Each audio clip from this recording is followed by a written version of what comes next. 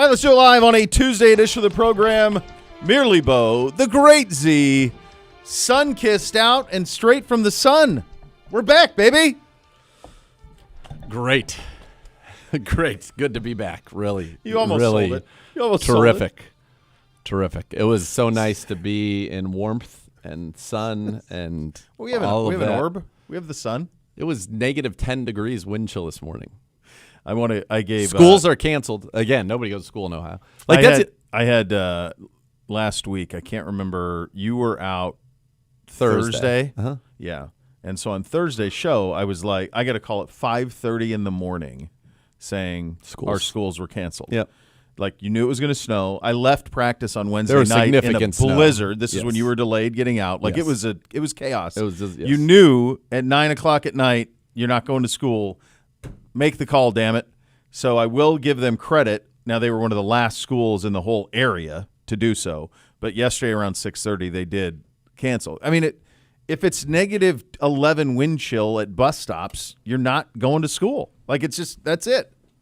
Go ahead, Gibby. No, I was at an indoor golf simulator yesterday. Yeah. Playing with one of my buddies. He gets a text at 2 o'clock from Fairview. Yeah. Canceled. Yeah. At 2:05, the bay next to us has like 5 kids from Avon. They get a text. Done. Celebrating. 4 bays down, there's a bunch of teachers from North Ridgeville. Cocktails started flowing at 2:10. I was like, what are we doing? I was wondering what time you got the call. So it was like 6:30 at night. And literally the only 2 schools that hadn't canceled by the time we did that I could recognize, because I named everyone we play in sports and all of that, and they were all canceled. The only 2 were us and Aurora, were the only 2 that hadn't. And then they canceled it around 6:30. So I guess this comes down to kids at bus stops. Yep. Is really it. It's kids waiting outside in this temperature is what it comes down to. And if you are someone who can take your kids, then that's very blessed and lucky, but that's not the majority. And so for the kids who stand, this is what it is. And so the problem with this, though, and I promise this won't all be about the weather, the problem with this is like we're into this for a minute. Like it's a deep freeze for a while here now. It's been the coldest November, December, January since I've moved here. Oh, yeah. That I can recall. And the already. snowiest. Yeah, I do. Yeah, certainly one of them. I mean, so tomorrow we're 37 and then 30 and then 13, 8, 12, 19, 22, 19, 13, 22, 25, 23. Those are highs. So, like, now some of that's this weekend, 13, 8, and 15. So you're going to be going to school on those days. But, like, this is where we're at, kids. Yep. We're going to be here for a while. Yeah, not great. It was wonderful to be sun-kissed down there. Luke he was great on the plane, even with the delay. He was great. Just adaptable. Big shout out to the Dizzles for hosting us. It was awesome. It was great to be down there. And then you come back, and it's the most depressed thing ever. You come back through the clouds, and you're like, how is this the same country? How is it that I can just get on a plane for a couple hours, and you're landing in Hoth? It's cold. It's really cold. Really cold out there. Not great. But here we are, and a lot has happened. A great football weekend. We had lots going on all around the league since we last did a show together. So it's been certainly an interesting time. We have a new national champion. I mean, I saw a stat that Indiana, in its entire history prior to this season, the Indiana football Hoosiers had won 3 bowl games. They won 3 bowl games this year, including the national championship. That's a great one. Here's one. Indiana started playing football in 1887. Okay, long time ago.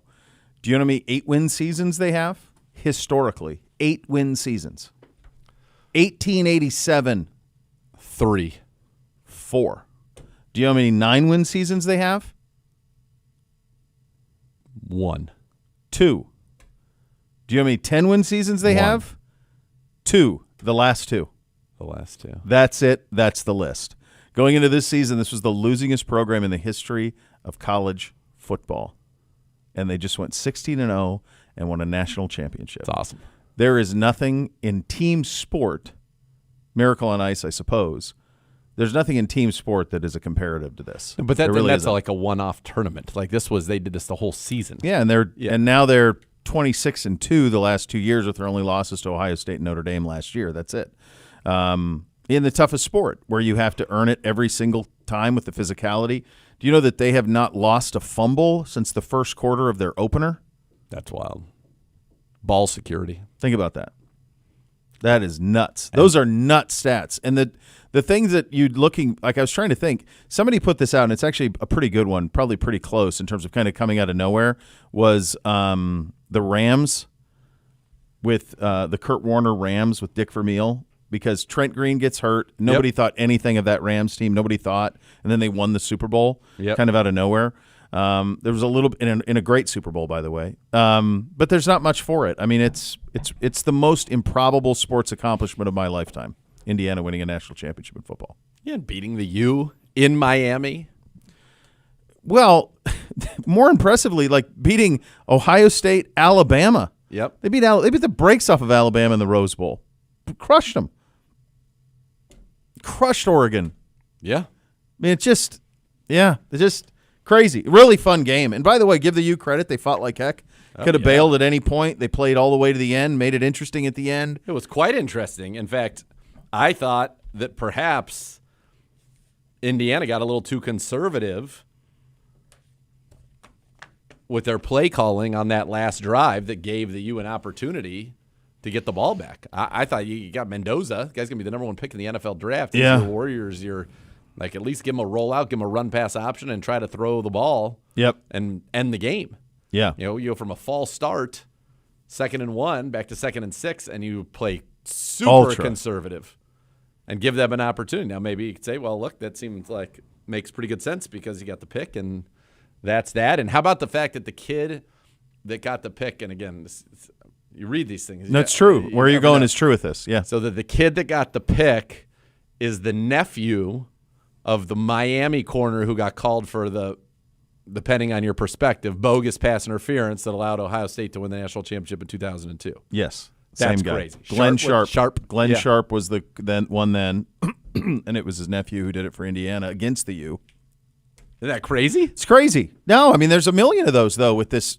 Excuse me. Mendoza's from Miami was like they've showed the pictures they're showing of him as a U fan growing His up. mom and dad are both U Miami graduates. Both were athletes at U Miami. Yeah. Both of them. Yeah, I mean, it was his dream to play there. They tried recruiting him when he left Cal. He's the only one. It's funny, too, just from a narrative standpoint. There's this narrative, well, they bought the team, they did this and this. Well, no, they didn't. I mean, they did, but they didn't. Like, Cignetti brought 30 kids from James Madison with him to Indiana. Like, can you imagine? I mean, I can imagine, but if Ryan Day 2 years ago, before anybody knew who Kurt Cignetti was, stood up at a spring game at Ohio State and said, well, our transfer portal class is 22 players from James Madison, he would have been fired. They'd be like, what are you talking about? On the spot. Yeah. Leave. Kindly leave. But they were his guys. He believed in them. Like Pons is a guy who's from South Florida who was with him at James Madison, makes the big play last night. Yep. So the only one that was kind of like we like football now, we got money, let's go pay for a guy was Mendoza. Mendoza was known. He was at Cal. He was a two-star kid out of high school, goes to Cal, develops, plays well, and a lot of places wanted him, including Miami. Yep. And he ended up at Indiana like Cignetti, and the rest is history. And they're not going to ever be – I don't believe they're ever going to be in the conversation as the greatest team in college football history, but I think they are the greatest team in terms of the definition of team, and that is the sum greater or the whole greater than the sum of its parts. They don't have all these first-round draft picks. They get a first-round number one overall quarterback, and they played together incredibly hard and well and executed, which is so crazy at the end because they don't do that. They don't false start. They don't do ridiculous roughing the passer penalties and under a minute and a half to go to give 15 free yards. Like, that's not what they do. Yeah. And if Carson Beck doesn't just totally brain fart on a pretty traditional cover 2 look and just throw it right to the corner, like, I don't know what he's even looking at there or what he thought he was looking at. I think Miami's getting a hell of a shot at this thing. So, great game. Great game. Certainly fun. Yeah, it was awesome. We had again great football with the exception of one game, or at least dramatic football, with the exception of one game. It was awesome. Yeah, I'm very it's fun, like sports that regular season, what's cool about college football and less cool now And what's cool about the NFL, honestly, is that because of the way the playoffs work and seeding and all that stuff works, like all these regular season games matter. You do not want one of these regular season games to come back and bite you. Now, in the old days in college, it was like every game mattered so bigly. Now you're looking at, it doesn't matter as much. But when you get to these games where it is an NFL playoff game is like a Game 7 in the other three major sports, it's awesome. Like the tension, the drama, every play, every tackle, every yard, every inch matters is such great theater. Saturday night, Beamsy had games in Brecksville, and we were in the lobby like waiting at the middle school to go play the games, and they had a TV on Saturday night. Like our games were at 6 and 8, which is less than ideal. Yep. But there were a crowd of 100 people sitting around a TV watching Broncos-Bills as a collective. And no real rooting interest. I mean, you pick teams, right? Like people wanted the Broncos. Most people wanted the Bills. I felt like they were kind of like America's team. But most people wanted the Bills. But it was so cool because I looked around. I actually took note of this. I looked around. I didn't see a single person looking at a phone. Yep. Not one. Everyone's eyes were up. They were locked in. They were watching. And there's not much that still does that in today's world. A movie you really love, a television show you really love, something that you have to really hang on every word, like you can actually keep somebody's attention, and sports that you care about. That's it. Everything else, we're dual screen. We're trying to do 6 things at once. Nobody's really locked in. Yep. And that's what sports does. It did it last night, and it did it really 3 out of the 4 games this weekend in the NFL. Yeah, it's awesome. And you go back to the weekend before, it was like that. I mean, this has been, in terms of playoff drama, I can't think of a better first 2 weekends for the NFL in a long, long time. The Niners-Seahawks was the only one stinker. that was, and I think because it was so late, I don't even know. It's funny, that's the one that people talked about the least. And I don't know if it was just because it was Saturday night late and people weren't accustomed to. I don't know what it was. It was a blowout. That helped probably too. Yeah. But like the others, it felt like the whole world was watching the others. Dude, yes. And by the way, people are able to do that, and they're going to figure it out on the West Coast, which is a quarter of the viewing markets, homes, you know what I mean, are in that time zone relative to the Central and the Eastern time zone. Like 6:30, 7 o'clock starts are awesome. They are. They're perfect. Monday Night Football should be starting at 6:30 or 7. Yeah. Like that's when Sunday Night Football should start then. They should be bumping everything up, honestly, is what they really should do. It should be a 12:03, 7 o'clock. Perfect. Yeah, that would be it. That would get it accomplished. Even last night, like they said 7:30, but it was really like 7:50. It didn't end until 11:30. Yeah. It was a little too late. Like kick the damn thing at 7:30. Let's go. Yes. Let's Give go. me those extra 20 minutes are huge, man. Massive. I got it to the bar at like 7:27. Met up with some friends last night, the wife and I. Yeah. I walk in, I'm like, 7:31. Where's the kick? Yeah. Oh no, we're gonna kick at 7:50. I know it. Okay. This is not tenable. No, it's not. Now we're back to an 11:15, 11:30 end time. Yeah. Because of our 45-minute halftime show. Yeah, it is. And it felt like last night ESPN took a ton of commercials. They did. Mm-hmm. In weird play. Anytime there was a stoppage. Yeah. Not like in a traditional after a kick or a turnover or they're like, oh, someone took a timeout. Instead of it a 30-second, they're like, no, we're going to go take a 4-minute break. Take a break. It's second down. Jeez. What are you doing? Doing this again? Yeah. No, it was it was great. It was great. All weekend was great. I know we'll get into the games a little bit later on here in the program that happened over this weekend. We'll have plenty of time to discuss all of it. Should get you updated on the news of the day. And I think probably the coolest thing, let's just start with something that seemed like it was a foregone conclusion, and perhaps it was, but it's nice to have it official, and that is that our buddy Carson Swessinger has been named Defensive Rookie of the Year from the Pro Football Writers of America All-Rookie Team. He is your Defensive Rookie of the Year, obviously well deserved and well worthy of that. Mason Graham also made the Pro Football Writers of America All-Rookie Team, but Carson Defensive Rookie of the Year by the PWFA. Good job. As he should. As he should be. Exactly. And he needs to win the AP Defense Rookie. He needs to win every conceivable Rookie of the Year that there is to win. He should win it. That's it. Bottom line. The end. Full stop. Browns complete second interviews with Browns defensive coordinator Jim Schwartz today per Mary Kay. Part of Schwartz's interview on Monday was help determine how he might fit with other candidates as defensive coordinator if he doesn't get promoted. So there is some stuff to digest there. Also reports second interviews from Ravens offensive coordinator Todd Monken. That happened He's today. He's here today. Grant Yudinsky happened, I think, was that yesterday or did that not happen yet? No, Hasn't not yet. happened. Not Okay. the second. Nope. Okay. Jesse Minter. Mike McDaniel Has not happened. That's looks Wednesday. like that's Wednesday, and then Nate Scheelhaus, that will be later because they are in the NFC Can't be Championship until game. next Monday. So there you go. Monken joined John Harbaugh with the Giants is clearly not finalized. Could still happen, but not yet. Tommy Rees will not get a second interview for the opening. So what do you make of all of that? I thought it's interesting, that the Jim Schwartz interview and I think it makes sense. Part of it would be how he'd fit with some of the other candidates, and I think that the Browns are. I think there are two ways you look at it. You're looking at, pairing a young offensive coordinator, which would be or an older offensive coordinator. In case so, you're talking Monken, you're talking about Yudinsky, Scheelhaus, or McDaniel. Those are the offensive guys that you're looking at. And then the only one on defense that you're really looking at here is Minter along with Jim Schwartz. And I think ultimately what you're wanting, and these would all be first-time, everybody on this list, with the exception of Jim Schwartz, would be a first-time head coach in the National Football League. What you're looking at here is it's always easier when you catch that offensive guy lightning in a bottle to maintain the greatness that you have in the way that the league is structured right now. I think obviously a young guy with Jim Schwartz being kind of an associate head coach / defense coordinator, which is my guess is what he would get promoted to if he stays on in that capacity, which I think everybody would want him to if he is not the head coach of the Cleveland Browns.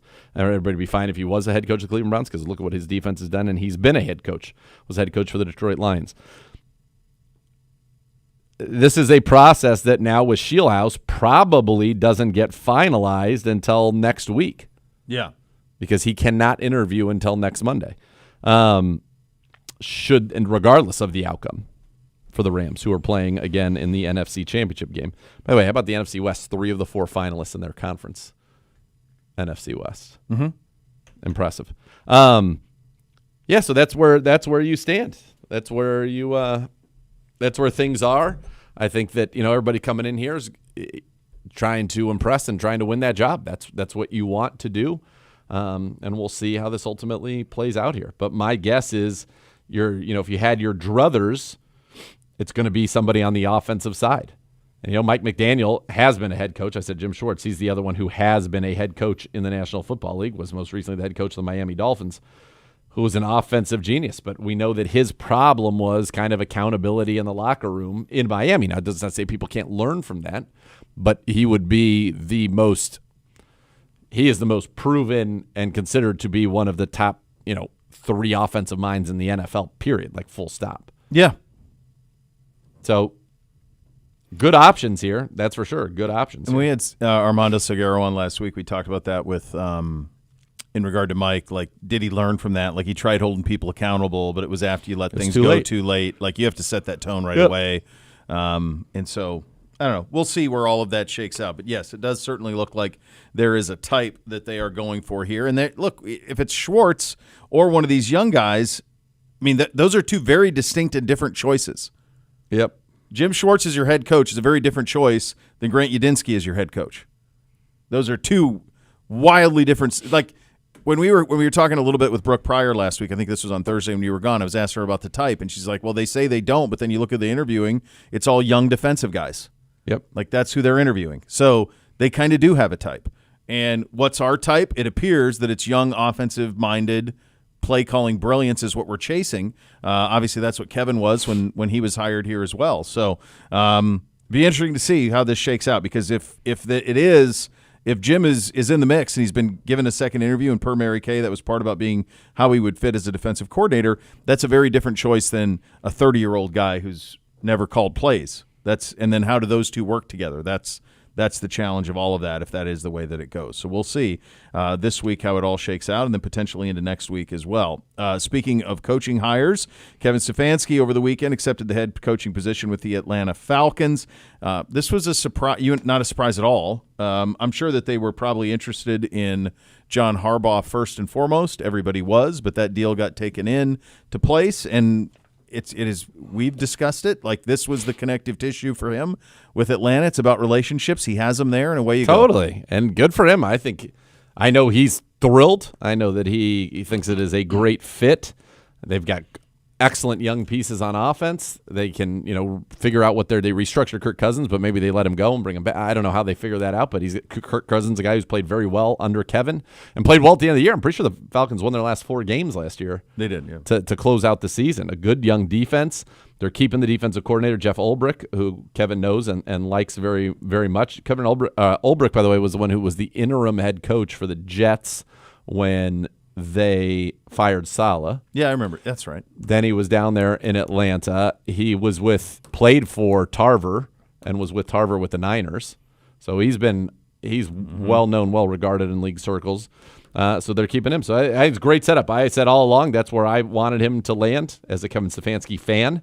And I think it's a great place for him. And obviously, again, Bill Callahan, now that his son is not coaching, will reunite with him, which Bill Callahan saying that, the first job he's going to take after to go right back to Kevin Stefanski tells you what he thinks of him. Mm-hmm. And we'll see what's going on there. But I think it's a great spot for him. I know that my buddies down in Atlanta, where I went to college, are all very excited about it, and I certainly wish him well. It's funny. One of my buddy of mine who's been a Falcons fan forever was like he wasn't buying into it. He's like, I don't understand this. And I'm like, I think you're going to like it. I think you have to remember like what Kevin did when we had Chubb and Jarvis and Bake and Chief Rowland, and even Hoop was still here at that time, a little bit of Odell. There was a lot of imagination to our offense and such. And I think you're going to be. I think he's doing more than fine down there. That's the place that you and I said, just knowing him, like that's the place you'd want him to land. That's your place with the highest chance for success.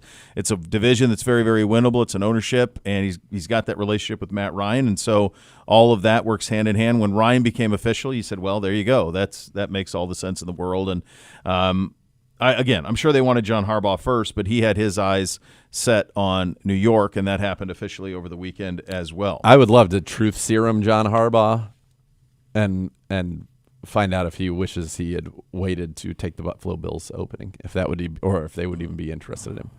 Because that feels like somebody you could get right back at Baltimore with. Oh, yeah, with Buffalo? Yep. Yeah.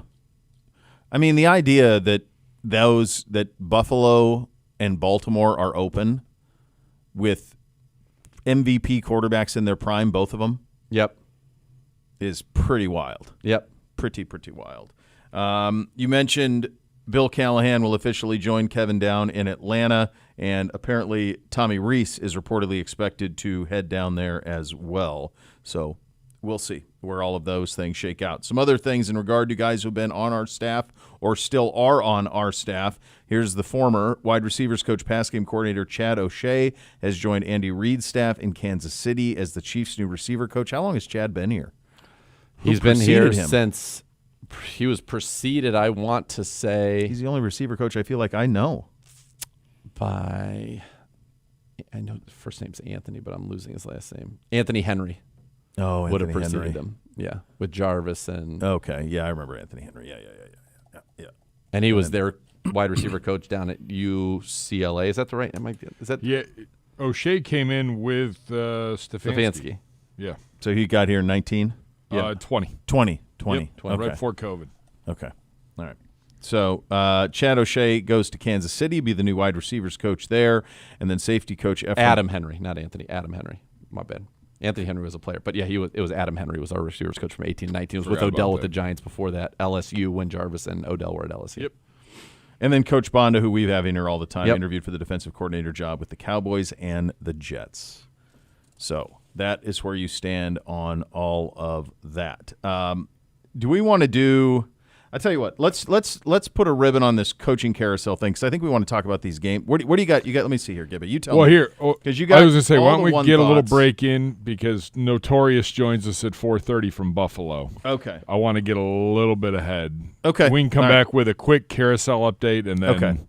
And then we can do one thought to round out the hour. I like where your head's at. We'll do that coming up next. Those are your hot topics today, presented by University Hospitals, official healthcare partner of your Cleveland Browns. Update all of the coaching carousel coming up next. You listen to Cleveland Browns Daily. We're presented by Bally Bet, official sports betting partner of your Cleveland Browns. Please bet responsibly on 850 ESPN Cleveland.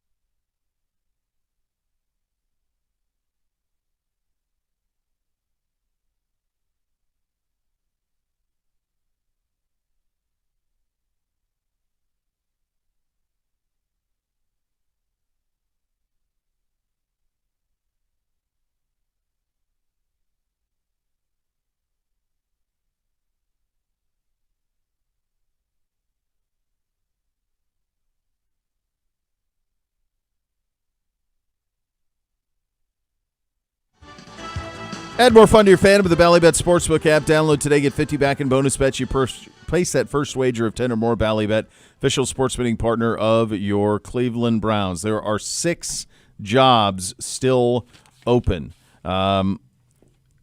We didn't do the McDermott conversation. Let's do that first. Let's start there. Sean McDermott should still be the head coach of the Buffalo Bills, and we can get to the variety of reasons why I believe that. But the biggest one reason I believe that is because Brandon Cooks caught that football and was touched down, and they should have won the game, and they should be playing this week in New England. That's right. Yeah. Against the New England Patriots in what would be one of the most anticipated AFC Championship games in some time. Mm-hmm. It'd be so fun. Yep. And they got robbed. I think that they got absolutely robbed. Two things. I don't think, and you said this before the show, and I've seen some other, the officials. Number one, three things. I wonder if I've ever heard of that before. Three things. Thing one, if the guys that are the quote-unquote TV refs are never going to say anything other than supporting and trying to talk to us like we're idiots about the call that happens on the field, then get them off. Get them off. That's all they do. They Get just rid of co-sign them. whatever happens. Get rid of them. Yeah. It's useless. It's like Scott S. was texting me, and it was basically like at the end of the game, he half expected the ref to come on and be like, well, the Broncos have won this game because they have more points than the Bills. Like, that's how dumb some of their commentary is, and how it's not additive at all. They just back whatever is going on the field, even if it's clearly wrong. Mm-hmm. It's outrageous, and it didn't used to be that way. I feel like there must have been a mandate at some point to be like, listen, you cannot go against anything that happens here. And I think, number one, they got the call completely wrong. Number two, a play that significant and that close, of course it was close, needs to have some time. So who decided that? A guy in New York? One person in New York was basically, no, that's an interception, dog. That's it. That's it. Is that how it happened? I don't know. There was no looking at the tablet. There was no 38 million angles of replay or anything like that. And I've seen angles where it looks more like an interception. I've seen angles where it looks more like a catch. But to me, it's hard enough to play in this league. But if you catch the football and are on the ground and touched by a defender, to me, that's where the play is over with. That's it. It's done. They don't get to then, as you roll around, take the ball out of your hands. And it's very similar to what happened with the Rams. Now, Devontae, I think, had it a second longer before he went to the ground. But those are two very similar plays. Sure. One goes one way, one goes the other way. There isn't great discourse on this. You're getting nothing from the guy that's supposed to be the official that really tells you what's going on. And they won't say, they don't say anything now until it's final. And they're like, oh, yeah, that's right. Never. They're not going to be like, no, they won't go out on the limb anymore. No. No. But then what's the point of it? Like, we don't need you there. We don't need you there. I think Awful Announcing made this point this morning in regard to the college football analysis that was on last night. It's like, if they're just going to co-sign everything that's out there, then get rid of them. And furthermore, analysts are relying too heavily on them versus giving their own opinion because they don't want to be made wrong, made to look a fool by a referee, which I don't think they would be. So to me, I'm with you. Like, it's bad. That was bad. It's bad. And Sean McDermott should be the coach of the Bills. Yeah. Because they should have been at the 20 and they're going to kick a field goal or go in for a touchdown and they win the game. The Denver Broncos should not be playing in this game. No. And the Bills. Well, then you get the next part of it, which is terrible. Like, Josh Allen should go play for the Denver Broncos. I think that should be part of it. Like, I'd like their chances. Yeah. Like, honestly, if he had 4 days to prepare yes, and he was playing for a new team with a new offense with Sean Payton, I feel like he'd play very well. 100%. Yeah. Joe Flacco came off of a couch. That's true. And did it with us. Yeah. No, I think he'd play very well. I also think that the Bills were so much better than the Broncos. I mean, they turned it over 5 times. They lost the turnover margin by 4. Yeah. And still should have won the game. Yeah. Josh had 4 on his own. He did. And what's going to haunt Josh more than the Cooks one, which is garbage. And again, I think that's a catch in my book. Yeah. That's a catch. And I know you're not supposed to be able to slow the game down. It should be what happens in fast motion. But if you're doing it that way, and we're never going to slow it down, then it's still a catch because you don't know when possession changed. You have tie goes to the receiver. I mean, you've had a lot of DBs online, cornerback Richard Sherman, all pro cornerbacks were like stunned that was an interception because tie always goes to the receiver. That's just how it is. Yep. And they're saying it from a grousing perspective, but nonetheless, that's just what it is. It's a good throw, it's a good catch, and then a good play by the DB to take it out of his hands. But I thought he was down. I thought that's when the play's over. Mm-hmm. If a fumble can't happen as soon as your knee touches the ground and they can't knock it out even as you're going to the ground, why would you once it's a catch? It doesn't make any sense. No, it does not. So that they got jobbed on that level. Allen's going to sit there, and it's not going to be that play. The play that is going to eat him up is overthrowing Dawson Knox. Mm-hmm. He steps up. He's got a little pressure behind, but he hits Dawson Knox. That's a touchdown. We're not even going to overtime. No. And he airmailed it. Airmailed it. He had him dead to rights. He missed a throw that he does not usually miss. So that's why. So take away them losing. All right, so they lose the game. Sean McDermott still should be the coach there. Guys won 10 straight games 7 years in a row. 10 or more games 7 years in a row, 7 straight seasons. No, they've been to the playoffs and won a playoff game in each of the last 6 seasons. No, they haven't gone to the Super Bowl. That's a problem, obviously. Yep. But I look at, and I can't wait to talk to the notorious VIC later on about this. You look at the shortcomings of that team, and to me, it's much more about roster construction than it is about the coach. Way more. We've talked about for weeks, for months, you and I, that this is the worst Bills team that Josh Allen has had around him in his time there. Yeah. Yeah, we did. Many times we've discussed this, yeah. He's the best player in the tournament, but this was the worst supporting cast that he has had in this run. That's not on the head coach. No. That's on the GM. And now we're hearing that coach was questioning the roster, and rightfully so, and loses a power struggle to a guy that's produced 2 Pro Bowlers and 56 draft picks who cannot get Josh Allen competent wide receivers around him when you have the best quarterback in the league. Crazy. No, I'm with you. and he's promoted now. He's running king running of the all of world. It's a little bit of when the Tampa Bay Bucks got rid of Dungy, and then they brought in Gruden, and then they won it. It's a little bit of that to it. Well, they hope so. And they hope that it is, and it better be, because it's a big, big gamble. I would also say this. Obviously, if Josh Allen wanted Sean McDermott to coach the Buffalo Bills, he'd still be coaching the Buffalo Bills. I would have to I think Josh that's has right. that much power. So and by the way, on this, to put a ribbon on this from a Bills perspective, screams Daboll to me. That Daboll will be the head coach in Buffalo. That's who Allen likes. He wants him to run it. I thought Brian actually did a pretty good job in New York, considering some of their roster issues that they had. They played hard for him, seemed to like him. Josh loves him. To me, that's notorious at 4:30, but that screams like that's arranged is what it seems like. The guy that I keep hearing is Davis Webb. The former Texas Tech Cal quarterback? Yeah. Who is, whose best friend is? I don't. Josh Allen. There you go. Well, they were teammates for 3 years together in Buffalo.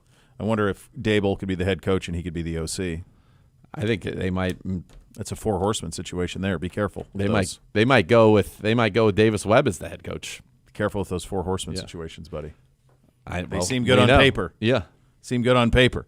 The Titans filled their opening. Robert Saleh will be the head coach in Tennessee. That was hired and finalized overnight last night. Literally dropped, they presented the trophy, and Schefter's like, now back to our regularly scheduled program. I like that. I think he's going to give them a toughness, the kind of they had when Vrabel was there. I think that's what they were going for, clearly. I don't know him at all. I really liked him on Hard Knocks. Yeah, I like him. I think he seems like a very likable guy, and I want him to have success. I want him to be in a place that gives him success, or where he can achieve success. I wouldn't have loved it because I wouldn't have wanted to go against him, but it's just screamed Pittsburgh or Baltimore. I'm glad he's not, but at the same time, for him personally and wishing good things for him, I think this is a bit of a tough road. You got a lot of things that got to get sorted. Yeah, obviously you got to if you like Cam Ward, who played, as we talked about, very well down the stretch, then I think you got something to build on. Yeah. You got something to build on. You got some nice pieces on defense. They were a team that played people much tougher down the stretch. And Cam Ward is that guy. Now, what I'm curious, who is his OC? What kind of ties does it have, if any, to Kyle? Feels like Mike, right? What are they going to do? Because he had brought Mike LaFleur with him to New York. It didn't work out, though. No, but how much of that was because they brought in Rodgers and, sure, now he can do it again and Mike, Mike do that. I mean, that's what it screams to me. Giants hired John Harbaugh. Talked about that briefly in the first segment. That's the easy no-brainer. I get that from both sides. I get him the affection of wanting to coach the Giants. I understand that completely. Historic, iconic franchise, and I understand it from their perspective. They get the guy who's the surest thing out here in all of this. So I get that, and I think they could be contenders pretty quick. If you like Dart, because everything else there is starting to line up pretty well from their perspective. We talked about Kevin earlier, and then also yesterday, Jeff Hathley, former Buckeye. He was here, then he was a Buckeye defensive coordinator, then went to Boston College. People are like, wait a second, you went from head coach at Boston College to defensive coordinator with the Packers? What are you trying to do? Well, what he was trying to do is get the hell out of college football and get himself to the NFL. Their defense wasn't great this year, but He's an incredible people person. Talked to him a bunch. I'm sure you talked to him when he was here. Yep. I get it. He's another one that I thought Pittsburgh, to me, that felt like. I'm glad it's not. Me too, but it felt like him and Pittsburgh would be a nice match. Yeah, I wonder if Anthony Weaver's really in the mix there with the Ravens. He feels like he would be a good fit for them. I know Jesse Minter certainly will be probably in the mix for them as well. But yeah, I like Hafley. Is a great guy. Again, the guy that I really liked in his time here, somebody I stayed in touch with. It's interesting. This coaching search, there's a lot of people that I've had that have come through here, or that we've known, or that we've talked to, or crossed paths with over the course of their careers, which is kind of wild. We talked to Tyvus on Thursday, and because he has the same connections in that he was with Seattle and San Francisco, and then he was also with Buckeyes. And so between all of that, like all of these guys touch those worlds. Then you add in the Browns world that they've all touched. There's so many familiar faces. Give you a run through the Steelers, Ravens, Cardinals, and Raiders. Steelers so far have interviewed. They're interviewing Brian Flores today. Ex-Cowboys head coach Mike McCarthy on Wednesday. Virtual interviews with Panthers defensive coordinator Iro Ivero, Clay Kubiak, 49ers offensive coordinator, Chargers DC Jesse Minter, Rams pass game coordinator Nathan Shieldhouse, Rams defensive coordinator Chris Shula, and Dolphins DC Anthony Weaver.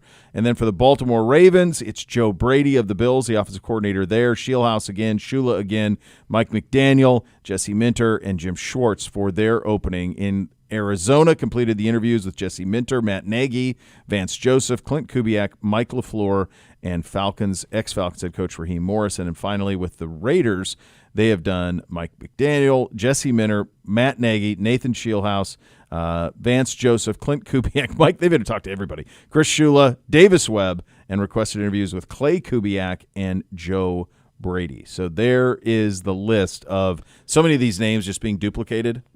You interview for one, you interview for like all. Do you think it's interesting though? You mentioned Dable and the Bills, obviously the relationship with Josh Allen, that all makes sense. But do you think it's interesting that has he interviewed anywhere? Like I didn't hear his name and maybe I missed it, but has he one that was already been filled? Has he interviewed for one of the ones that have already been filled? Maybe. I think Dayball was interviewing for the Eagles OC job, but there was nothing mentioned about a head coach. I know Ohio State. Not that they interviewed him, but I know that they have an interest, that there would be an interest in him should he not get a job in this situation. That's just me connecting dots, just going like if you're to guess who would be the head coach in Buffalo, that makes all the sense in the world considering how much Josh loved him and all of that and the fact that he'd been a head coach before. And this is something else. Like there's no real precedent for this. No. 10 openings is a lot. So 22. There were 10 and 22, believe it or not. What's that? Openings. 10 right, but here's the part this is the part that's unprecedented. 2 Super Bowl contenders, 2 MVP quarterbacks in their prime. Never have had that. In my recollection, we were racking our brain trying to find one. Best we could come up with was like Schottenheimer with Phillip Rivers after going 14-2. There was a change of power in Indianapolis from Dungy to Caldwell, but that was a kind of a coach in waiting thing. There's no scenario that I can think of where an MVP quarterback in his prime has a coach fired and is now an open job, and there's 2 of them. Should be 3 of them if the Bengals got rid of Zach Taylor. Somehow Zach Taylor is talk to folks down there, and they're like, "Wait, he gets to stay?" That's what I saw. Something with all of these other people. I saw something that somebody can maybe the youngsters can fact check this, but again, I saw this. The only 2 coaches in the entirety of the AFC that are coaches for their team today, that were coaches for their team in the year 2022, are Andy Reid and Zach Taylor. Wow. So our division, nope. No. The AFC East, Miami, nope. Buffalo, nope. New England, nope. Jets, nope. Jets, nope. So that's a clean sweep there. Go down to the South. Tennessee, nope. Jacksonville, nope. Houston, nope. When did he get there? He's been there 3 years. So he would be 23, just 24, 25. And DeMeco Indy, Ryans, no. nope. And Indy, nope. And then the West, Reed, yes. Harbaugh, no. Sean Payton, no. There's only, his second season there? Raiders, no. And the Raiders, no. That's crazy. Since 2022. And yet, you see the details in these contracts. 5 years, $100 million. 5 years, $75 million. Like, that's all guaranteed money. I know. This is not. No, I know. It's like coaches in college all of a sudden. Like, these type of numbers typically didn't happen in the NFL. No. Not like this type of guaranteed money over that long of a term. Like that's a change. We hadn't seen that. That's what happens in college. College coaches get money like that. 7 years, 140 million or 110 million, whatever. Like you see that in college all the time. You don't see that in the pros very often. 5 years, 100 million for John Harbaugh, 5 for 75 for Kevin. I mean, you don't see that. This is all new to me. You guys maybe you remember it differently. I don't remember ever seeing this with everybody getting a 5-year deal. It's I thought wild. It was always a 3 or 4. Yeah, 5 is pretty crazy. Yeah. So that's new stuff there. And as we mentioned, Browns quarterback coach and Cardinals former Browns quarterback coach and former Cardinals offensive coordinator Drew Petzing has taken the offensive coordinator job with the Detroit Lions. Go ahead, Gibbe. Do you have something? I thought that was interesting because I know that Detroit wanted to interview Mike McDaniel about that. So, yeah, we talked about that. I mean, I get that from like I don't know how Mike would work with Dan. I think I know how Drew would work with Dan. I think I get that. yeah. Yep. That personality-wise makes some sense. All right, we'll go one thought around the divisional weekend coming up next. You listen to Cleveland Browns Daily, presented by Ballybet, official sports betting partner of your Cleveland Browns. Please bet responsibly.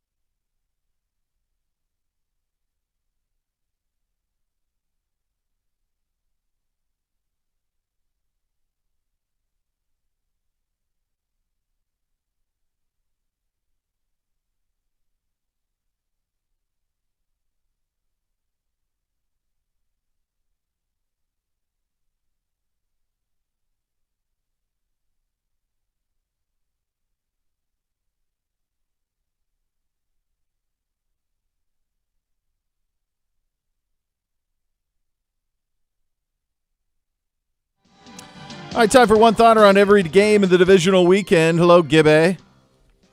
Hi. How are you? Fine, thank you. Fantastic. Nice and balmy, palm trees, Coronas, pool. My dad said it's been like 40s and 50s for like a month, and some friends of ours were going where they had booked like a trip to Park City to ski over the holidays. There was no snow. Like they had man-made snow. There was no snow.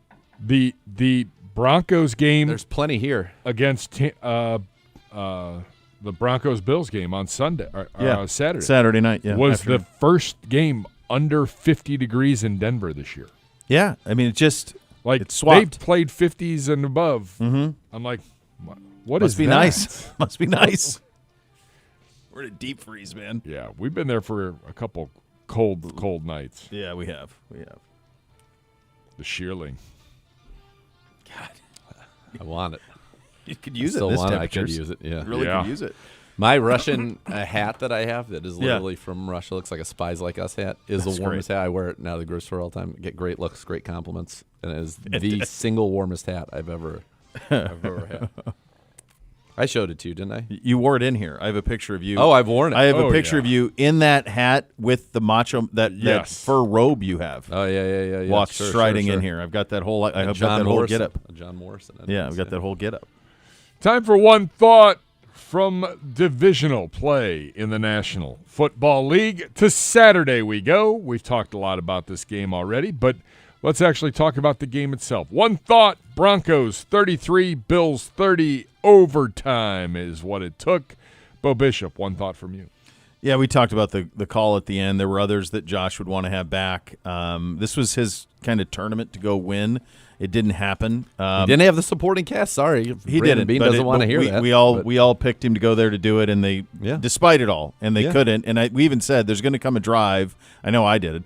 There's going to come a drive where he's going to. I knew it was going to be a close game. He's going to have the ball in his hand, go win it, and I think he will. And he couldn't. And so that's part of it. It sucks. It was a little bit taken away. Fine, whatever. But he still had 3 other turnovers, dude. He had 4 turnovers in the game. Like the last one's a big one, but he had 3 others in the game. Like the one at the end of the do first that. half. If they don't do that, that drive at the end of the game is for a field goal wins it. Yeah, so that's what it's going to be remembered most for. The thing that really sucks is Bo Nix with a broken ankle essentially gives New England what I know that they'll get Stidham ready, but how ready can he possibly be?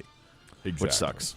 Yeah, it's a bummer. Bo Nix played pretty well in this game. Made some nice throws. You hate that, a game ends on back-to-back basically pass interference penalties under those circumstances, but if it's pass interference, it's pass interference. Yeah, it was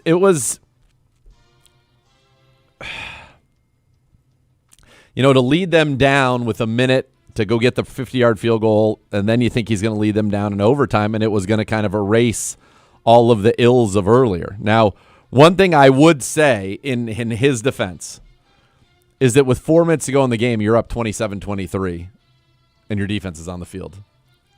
Well, and that's part of the reason that I wonder if Sean McVay was fired too, because if you look at it's his defenses, Sean McDermott rather, and if you look at his defenses and you look at their performances in playoff games this whole stretch, they routinely give up 28, 30, they're playing good teams, but like this Broncos team isn't a great offensive team. No. And they gave up 33. Yep. Up next, the nightcap, and maybe the worst game of the entire playoffs. Seahawks from the get-go had the foot on the gas and never took it off. Seahawks 41, Niners 6, Zagora. Rashid Shaheed, it was over. They did not need to score another point from that. And I remember going back and saying that trade was a big deal. Now, they didn't even throw a pass to him, or they threw 2 targets. He didn't catch a pass, in this game. They didn't really throw it much. They threw it 17 times in the whole game. That's all they had to do. But he has multiple return touchdowns for them. He has been huge for them. I'm sad that nobody drafted Kenneth Walker in our fantasy draft. That would have been a pretty nice one for especially for the 3 in that room right there who are right now. They're in a fist fight. Man. Fist fight for lunch, for the right to buy us lunch, which is going to be great. We have some alternative ideas. We'll see what we can do. We'll see if we can. Yeah, Bo and I have some alternative ideas. Just disappointing, gross. This was the game I was the most excited to watch. Had a nice bolognese courtesy of El Diz down there in Bonita Springs, and we were bottle of wine. We had some stone crab. I mean, we were just living the good life, getting ready for this game, and then it was over after 1. It was over in 2 seconds, and it was just obvious. Yeah, they couldn't. They were faster. Bigger, stronger, faster, better. It was obnoxious. Purdy struggled in this one too. I mean, they just couldn't get anything going. They come block for him, and they had no receivers. I mean, no Kittle. Pearsall was clearly not himself in this game. I mean, Brandon Ayuk, who just decided to quit on the team, which is still one of the craziest stories. Really unreported about. Too. Nobody really talked about it much. Yeah. Yeah, they had nothing to do. McCaffrey gets banged up. I mean, the fact that they got here is one of the great coaching jobs because they are without, like I said, if you would have had the 5 principal players of the Niners on a poster, it would probably be McCaffrey, Purdy, Kittle, Bosa, Fred Warner. Yeah. Warner out for the year, Bosa out for the year since week 3, Kittle out for the year and missed a ton of time during the season, and Purdy missed 8 games. I mean, and they still won double-digit games and made it to the Final Four or the Elite 8, depending on how you look at it. Final Four in their conference, the Elite 8 in the league is incredible. Yeah. And to do it in the division in which they did it with the Rams and the Seahawks, who are now the final 2 in the NFC West, in the NFC. Anything more from you, No, Mr. just Bishop? I think that pretty much covers it. Yeah. There we go. We go to Sunday. Patriots. This one was not great either. Let's be honest. Patriots 28, Texans 16. By the way, I don't know if y'all heard about this. I would have the most epic Zagura meltdown travel-wise known to mankind. Did you hear about this? Oh, With yeah. Houston, they couldn't get out. Game ended at 6:15. Yep. It took them forever to get back to Providence to fly out because of the weather. De-icing, everything. It took almost 4 or 5 hours. Flying back, somehow, and they're not saying what happened, the plane was diverted. They had to stop somewhere. Okay. Everybody sat. Plane finally takes off. They landed at about 7:55 a.m. Monday morning. Oh, my God. Come on. I'm not kidding. That really happened. Yeah, that would have been Especially after terrible. losing. And you got to sit and look at C.J. Stroud, who can't play outside of a dome. He's terrible. He really struggles, man. Struggled. He's been bad in terrible. this game. I would have made the switch. I wouldn't have ran him out in the second half. I know he's your franchise quarterback. I just wouldn't have. I would have ran the other kid out there. They had success with him earlier. Davis in the Mills, is that his name? Yeah. Yeah. I would have brought him out there. I think he feels a little broken. Obviously, you want to do the thing with Purdy with no protection. Can't protect him, no one to throw to. Same thing applies here. They don't have anybody to throw to. They don't have anybody to protect. But there are certain things that I think that have happened over the last couple of years for him where, to me, he feels like he needs kind of quarterback rehab. Like, the talent's all there, obviously. Like, he needs to go somewhere where someone is going to try to find that way back with him. And the crazy thing is like, this year, the majority – so he's 19 touchdowns, 8 picks.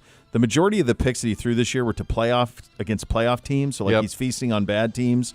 But there's some real dogs in this one, and the way he played in the 2 playoff games was just dreadful. The last time he threw for 200 and he only threw for more than 250 yards in, let's see, 1, 2, 3, 6, 7, in one of his last 7 games this season.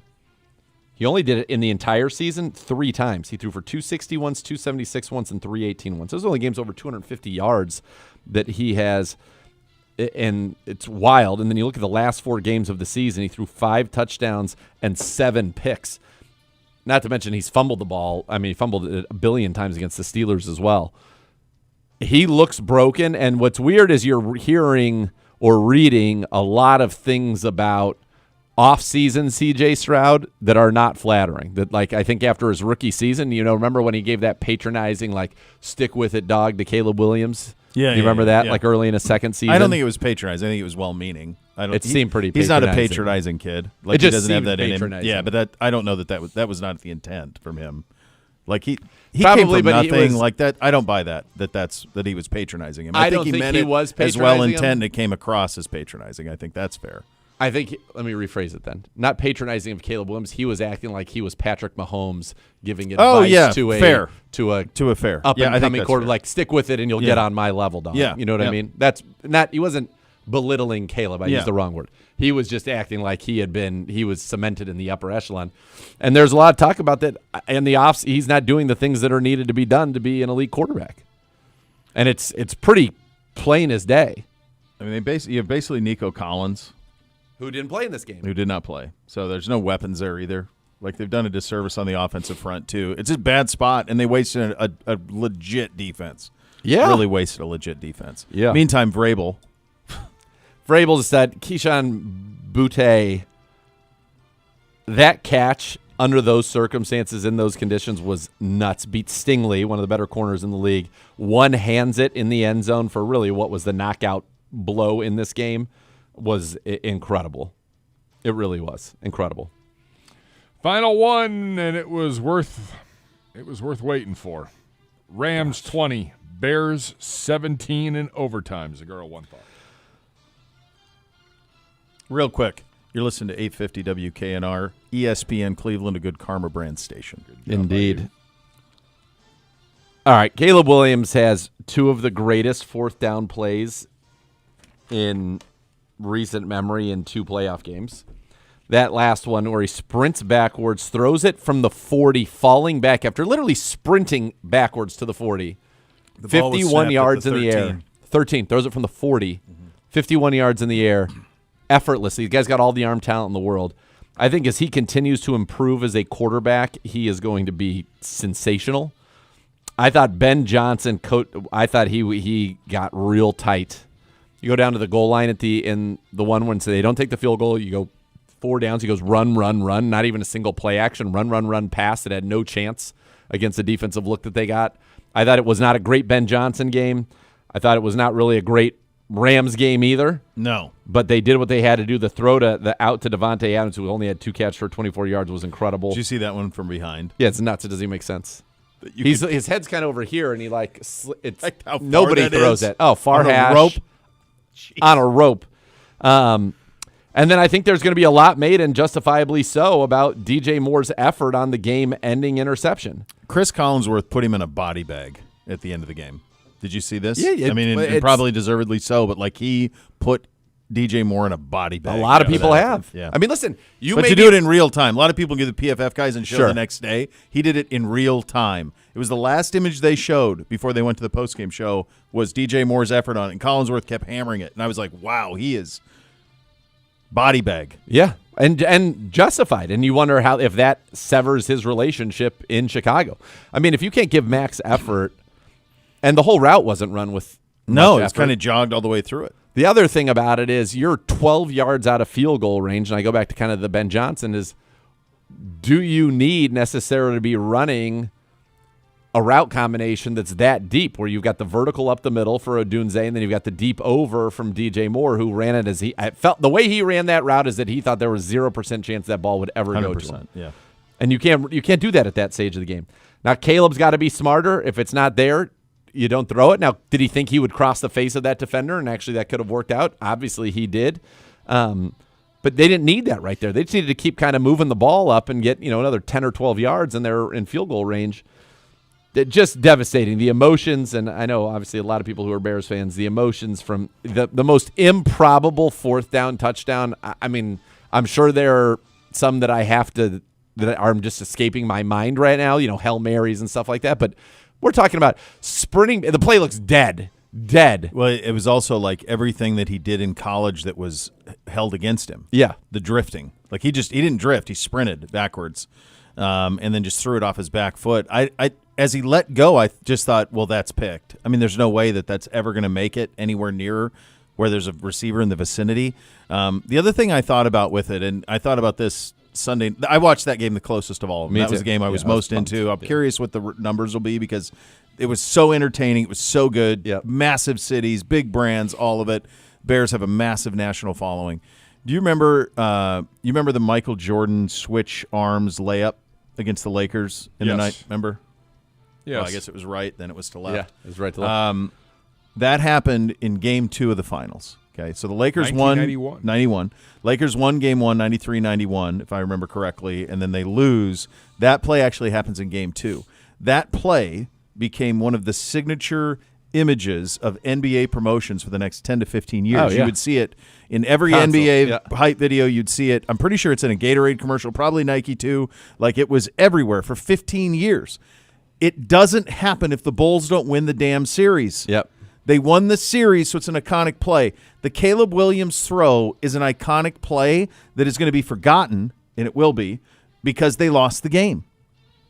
the winners get to write the history. Yep. And so that game, that play, if you watched it live, you're going to be like, good Lord, do you remember that play? But you're not going to see it on NFL promotions. You're not going to see it because they lost the damn game. And I just felt sick for that because it was a play I've never seen it before. Like, it was one of the rare instances where Collinsworth's hyperbole was justified, and I was on board with it.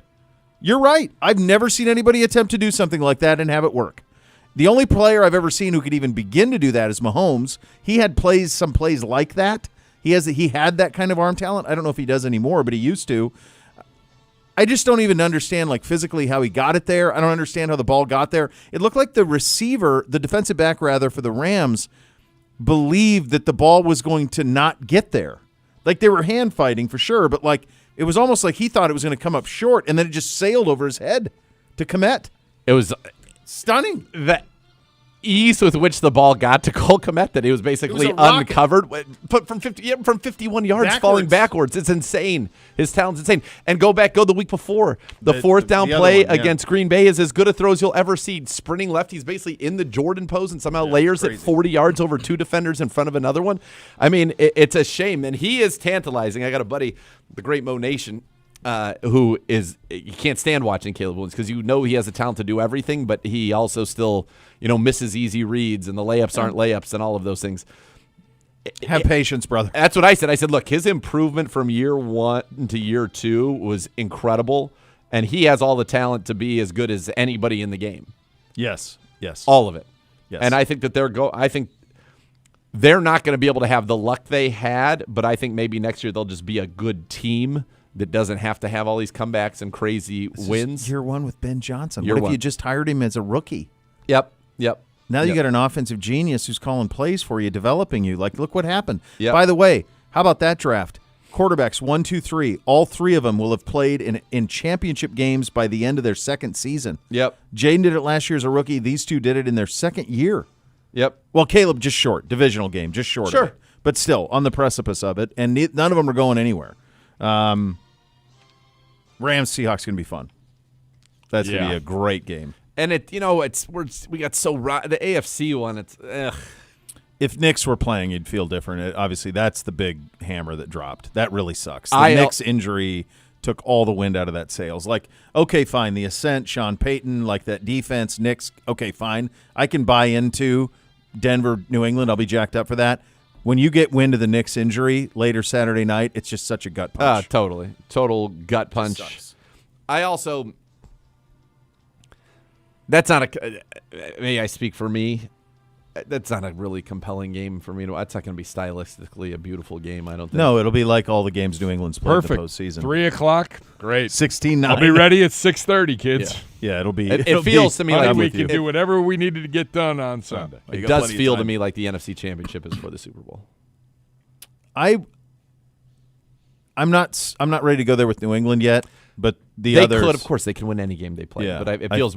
I do agree with you. I think the winner of the NFC Championship. If you is were going power to be favored. ranking, you would go Seattle, Rams, Yes. New England, Denver is probably the way that you. And would if the Bills were in that game, if that's Bills Patriots, that is an insanely that game might outrate honestly Seattle Rams. it would because for sure.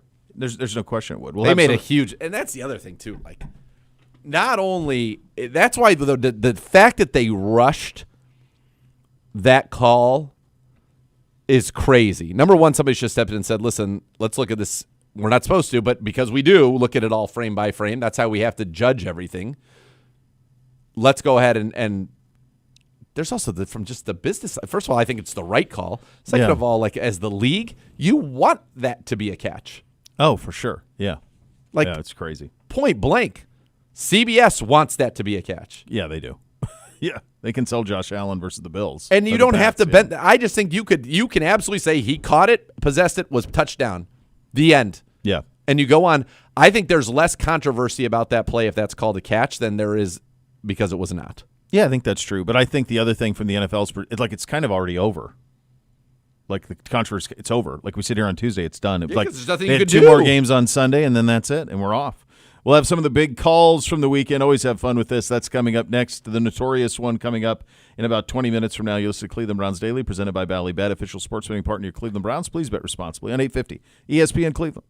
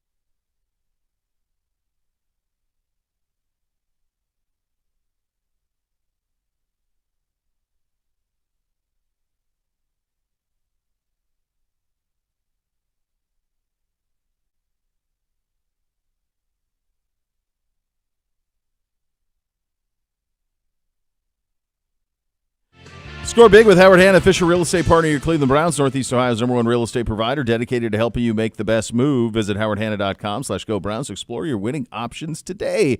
Time for one of my favorite things that we do. Take a listen to some of the great radio calls from this weekend's action. Let's start at KOA in Denver. Here is Dave Logan on the call, the Broncos' game-winning field goal in overtime. Snap placement, kick on the way. And Denver's going to the AFC Championship game. In an epic battle from Empower Field at Mile High, the Broncos have climbed higher, and they have found a way to win again coming from behind. How is it that these teams like Denver and New England get to reset so quickly and get back to this? I know. Like it's nothing. Like just reset right away. I mean, we got to watch them win the 2 Super Bowls in the 90s. They played for all those Super Bowls in the late 80s, early 90s.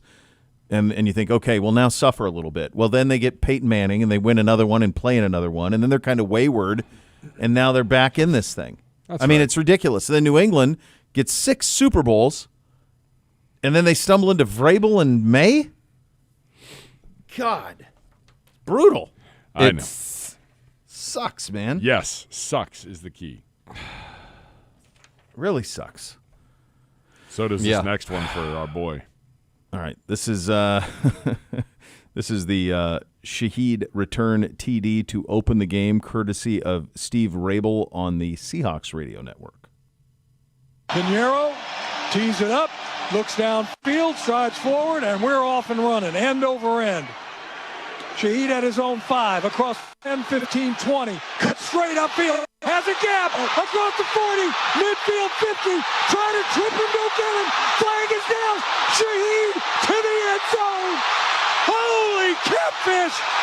Open the game with a 95-yard touchdown Seahawks. Do they have catfish in Seattle? G-Man and I were You've been having to Pike's that same Place Market. I don't conversation. remember catfish. I don't being either. slung around there. Me neither. That's what a disgusting highlight. I think that the loudest an NFL stadium can be is when the opening kickoff at home is returned for a touchdown. Oh, my God. I think it's louder than the end of the game. I think it's the loudest it can be. Everyone's jacked up. Everyone's ready. They're all on their feet. The home team returning the opening kickoff for a touchdown is the loudest an NFL stadium can be. Yeah, I'm not going to fight you on that. I thought it was gross. And then if you're the kicker and you're going to go for the move where you sweep the leg, like you got to hit it. That was really leg, man. You have to do whatever you have to do. Sweep the Take leg, the Johnny. 15-yard penalty, but make sure the guy doesn't keep running. It's the worst line tackle I've ever seen in my life. It was Especially now. awful. All right, let's head to Sunday. This is our buddy Bob Sochi and Scott Zolak Buckle up, kids. on the Patriots Radio Network. Here's the Marcus Jones pick 6. Throws it up in the air. Intercepted Marcus Jones. Right 20, 15, 10. Jones is tackled by Hutchinson. Takes him to the pylon. Touchdown! Patriots! Look at it. It's nuts again. They're going nuts. And you got to love it. Pressure off the edge. Contact. And the ball goes popped up right in the air. And finally, we get it off the deflection. There's been 3 times in the first quarter. Balls have gone up, deflected, and on the ground. Jones picks it off. And the rest is history. These guys' passion's unbelievable. I love it. Zolak's just unfiltered. Here's another one from those two. This is the Keyshawn Butte one-hand catch. Stevenson steps up over the right guard. Here comes a 4-man rush. May stands in, throws a long ball deep down the right side for Keyshawn Booty. Reaches out with the right hand, pulls it in. Touchdown! Patriots! A diving grab by Booty. And New England has regained a 2-score lead. That's what's up. That's a hell of a throw. 3rd and 4. They walk Henderson up. They're telling the Texans, we're throwing it. Drake May says, I don't care. We walk him up. They go bump and run. He goes to Booty down the right side. Dropping a bucket throw. Big time throw by the MVP. I'm calling him the MVP. I'm calling I do whatever I want. Who's I stopping like you? it. Nobody. Who's stopping you, Scotty? Nobody. Nobody's the answer. This one I have heard, and this is why I think Kevin Harlan is the best, most versatile play-by-play guy in any sport ever. That's incredible. I think he can do anything he wants, and I think he's the best at it. Here's the latest example of that. This is Kevin Harlan on Westwood 1, Caleb Williams game-tying 14-yard touchdown that went 57 air yards. Here's the listen. It's 4th and 4 at the Ram 14, and in the gun is the quarterback, Caleb Williams. Looks into the nickel. Arms outstretched. 4th down and 4. 14 of the Rams. Shotgun snap. Goes back 4. 4-man rush. He's chased. He's flushed. He's all the way back to the 40. He's backpedaling and throws a pass into the end zone. Caught! Touchdown! Touchdown! Chicago has caught a touchdown pass with Cole Kmet open in the corner. If you hadn't seen it, you would not believe it. That's so good. If you had not seen it, you would not believe it. And he's right. He's right. I was watching that. I couldn't believe it. I screamed. I couldn't believe I it did too. I'd like, wait, what? I was like, I think I gave a holy smokes. Holy smokes. Crazy. All right, this one is a little potpourri for you. You're going to hear that same play, Williams to Kmet. You're going to hear it in French, Spanish, and Portuguese, then German in order. Here are the foreign language calls of that play. On pression à 4 une nouvelle fois, il est chassé, Caleb Williams, obligé de reculer loin, et très très loin, Caleb Williams qui tente, ça passe à Maria! Alléluia! Cole Kmet, au bout d'un jeu qui semblait perdu, au bout d'une saison qui semblait terminée. Williams, presionado Williams, muy presionado Williams, tira un Ave María y...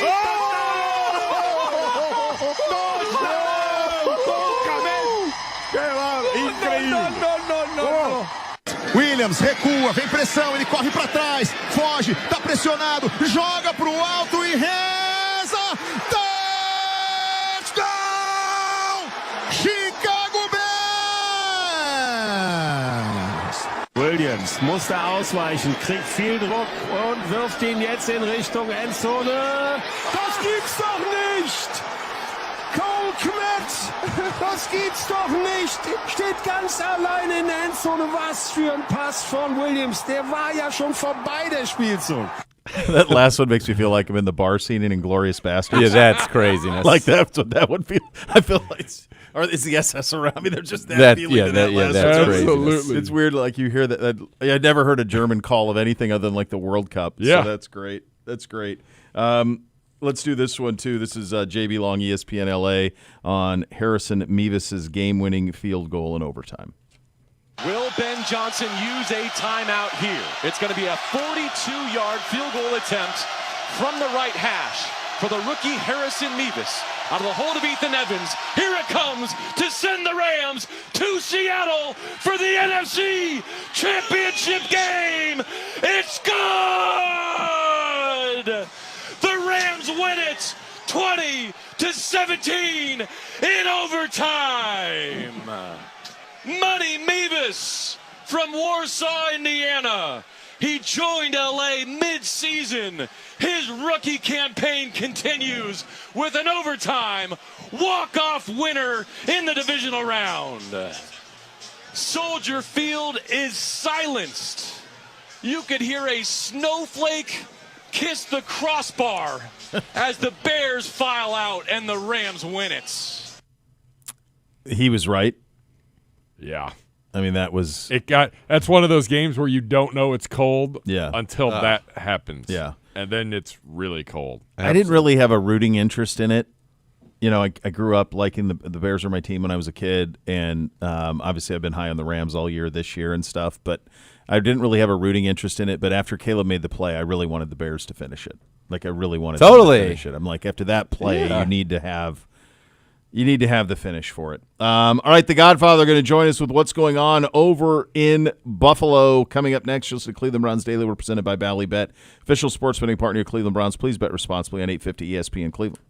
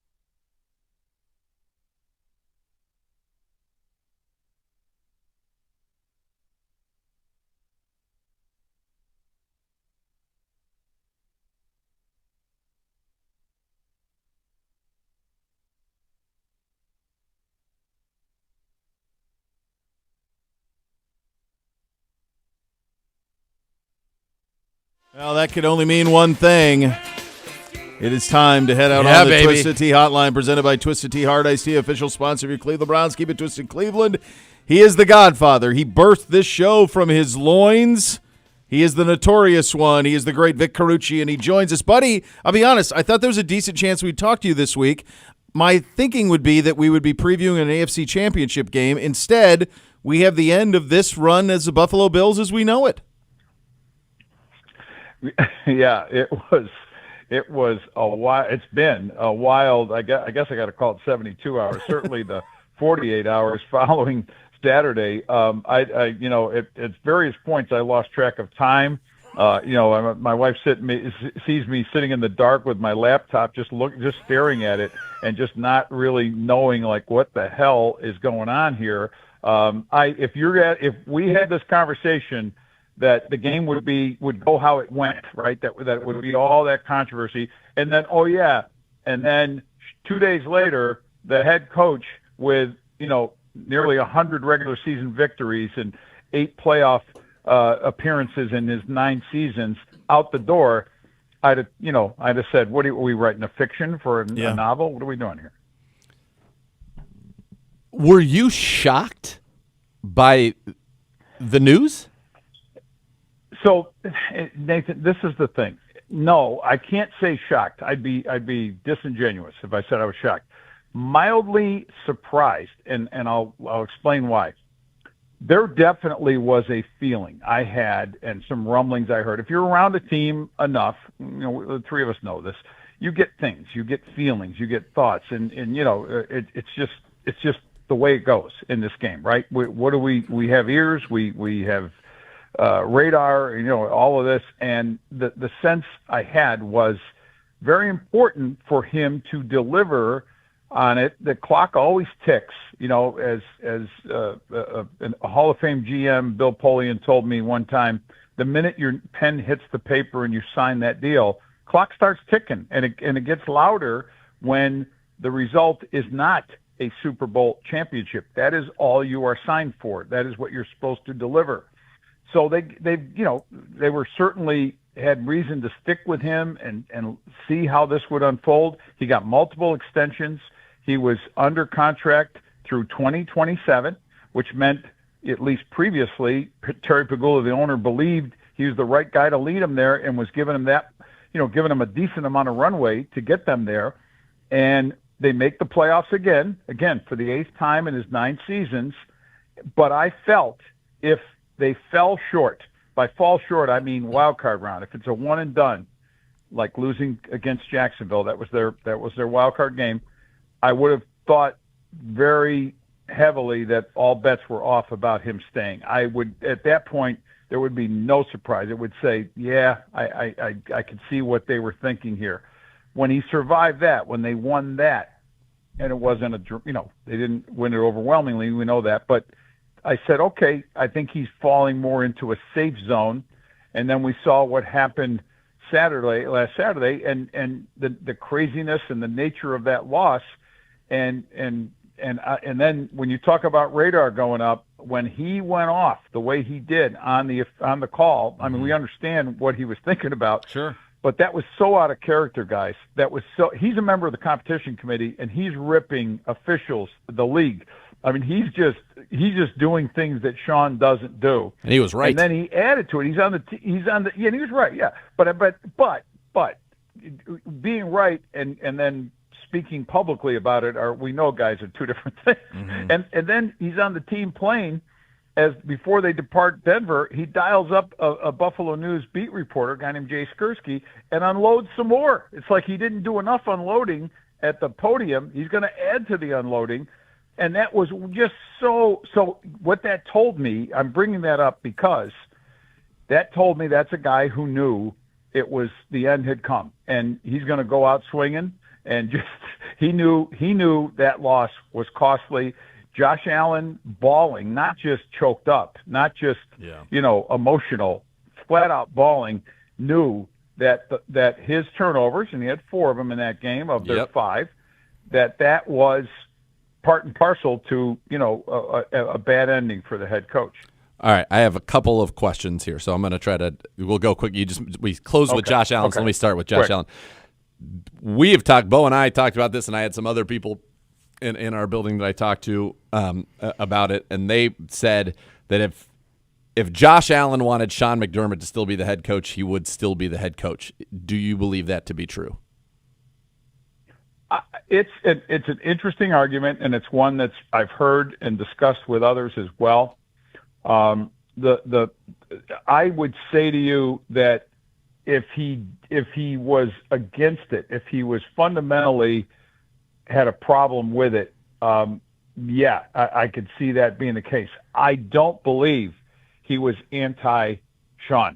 I believe he is, pro whoever it is that works with him. Sean is a defensive-rooted coach. Yep. He lets his OC, who is Joe Brady, who was interviewing for head coaching jobs, do the handling of Josh, handling of the offense.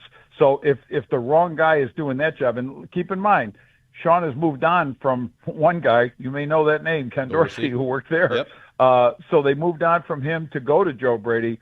And frankly, that was, even though I know Josh was upset, felt he was the reason Dorsey got fired and took it kind of personally, but understood that move and then understood getting Brady. And I think felt that, they had at least as much of a connection. But the short answer to your question, I don't believe this was a Josh Allen motivated move, if you will. Got it. Okay.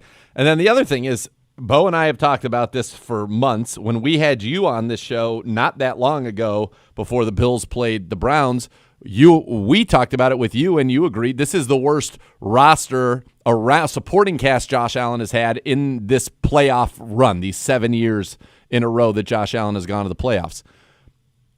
How is it that a lot of people believe that, and then we're finding out reports now that basically Sean McDermott was also of that belief, and yet McDermott's out, the guy who put this roster together with 2 Pro Bowlers and 56 draft picks, one of the worst receiver rooms in the history of football year after year, despite having Josh Allen, especially when Stephon Diggs left, that guy is promoted.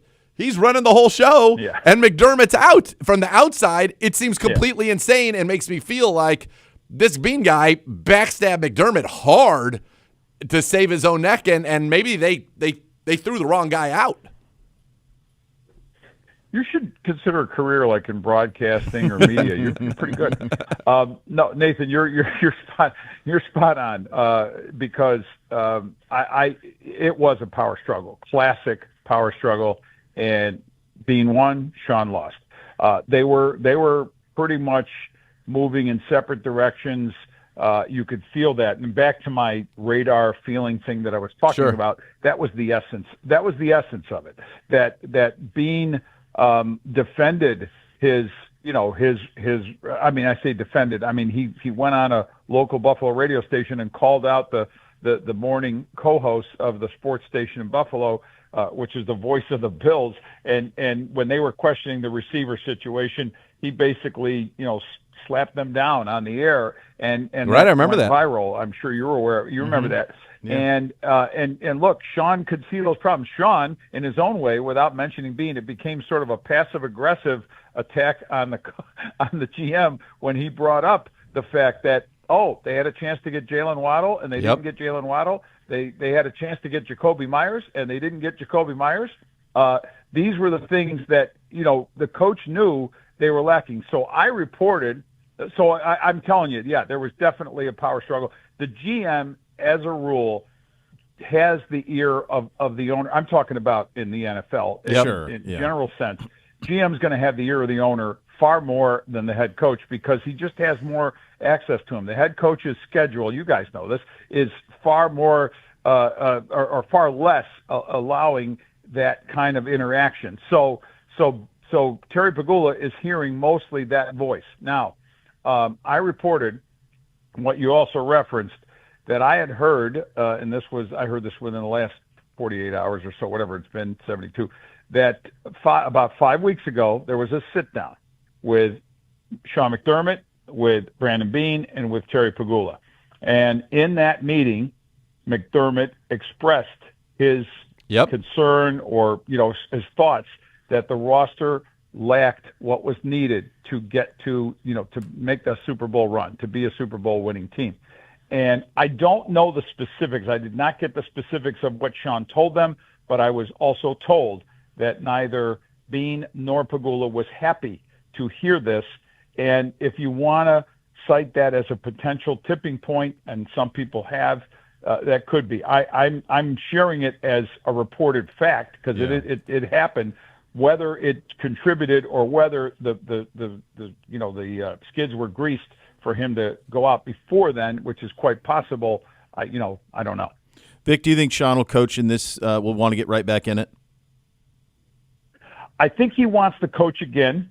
I'm pretty positive of that. I've known Sean a long time. We go back to his days as an assistant in Philadelphia. So I'm speaking to you on a basis of watching this guy's whole career really unfold as an assistant, as a coordinator with the Eagles, coordinator with Ron Rivera in Carolina, and then coming aboard. We'd spend a lot of time having philosophical discussions at the Combine. So I'm sharing this in this sense. He's a coach and wants the right situation. And look, this will sound like a duh, but the circumstances, the situation, how it unfolded ultimately in Buffalo for him, and it wasn't bad. They both came in the same year, not together as a package deal necessarily. Both came from Carolina, Sean and Brandon Bean, but in 2017, and I think had a healthy level of give and take, and you should have some disagreement between coach and GM, but I think when it reached an unhealthy point in these last couple of years, I will say, Sean, looking at the next opportunity, wants to be sure whatever he steps into gives that out, doesn't, in other words, has the right people seeing the right football success vision that he has. You've been around this league a long time, buddy. Nathan and I were trying to find a circumstance like this and failed to do so. I'm curious if you can remember a situation where not one but two Super Bowl contender, MVP quarterback in their prime situations are both open. I can't think of one in Baltimore and Buffalo. No, I know it was strange. So one of the books I did with Bill Polian, it's called Super Bowl Blueprints, and we were studying all the different dynasties or whatever they were. Some weren't dynasties, but Super Bowl champions, how they were built in the blueprint. And when we spent time on the 49ers, and I know Nathan will appreciate this, the 49ers with Bill Walsh got some great stories from Mike Holmgren, formerly of the Browns, about the whole debate, the quarterback debate between Montana and Young, and how that all played out.